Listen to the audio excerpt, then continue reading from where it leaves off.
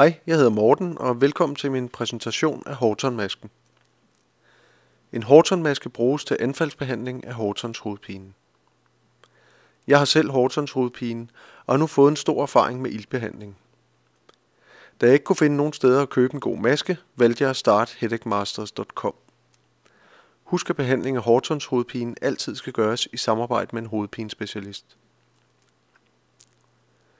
Lad os starte med tilbagemeldingerne på Horton-masken. De er selvfølgelig forskellige, men næsten alle tilbagemeldinger har været meget positive. De fleste, der skifter til Horton-masken, halverer deres behandlingstid. Og så er der selvfølgelig nogen, der har en endnu bedre effekt, som går fra 20 til 5 minutters behandlingstid. Jeg har selv gået fra ingen effekt af ilt til fuld effekt på 5 minutter.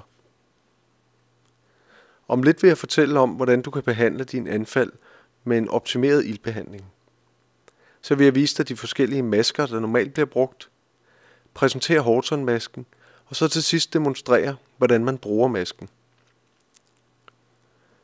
De fleste Horton-specialister anbefaler 100% ren ilt, 10-15 liter per minut på en non-rebreather mask, som på dansk hedder noget i retning af en ikke-genåndningsmaske, altså et lukket system, som er en maske med pose. Lad os prøve at se på de forskellige masker.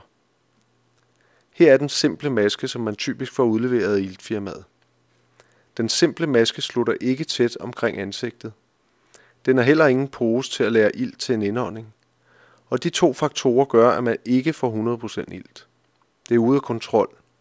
Man får måske 40-50% iltbehandling. Den næste maske er standardudgaven af en ikke-genåndningsmaske. Ideen med sådan en maske er, at man ikke skal genånde. Altså at man skal have ren ny ilt ved hver åndedræt. Og det her er teoretisk set den rigtige maske at bruge. Men masken sidder ikke tæt. Iltposen er alt for lille til at have en indånding af ilt. Og ventilerne er så dårlige, at udåndingen nogle gange går tilbage i iltposen. Derfor er koncentrationen af ilt også ude af kontrol ved den her maske. Og man vil opnå en måske 60-80% iltbehandling.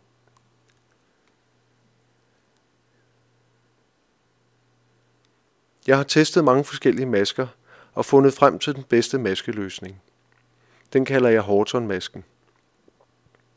Horton-masken er en højkvalitets ikke-genåndningsmaske, som leverer 100% ren ilt med 10-15 liter ilt per minut.